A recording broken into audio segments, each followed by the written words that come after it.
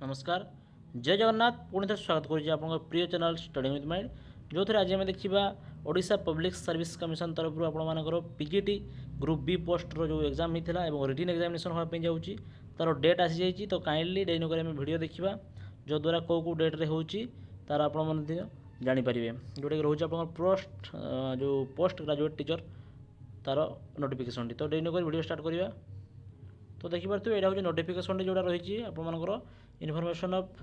all the candidate that are candidates appearing the written examination recruitment to the post of post graduate teacher in group B पोस्टर जोटा आप hold कब होगापी जाऊँगी ना 15/9/2024 29/9/2024 और 6/10/2024 तीन डेट्रे आपकी जाऊँगी आउ कंपलसरी पेपर आप रोचे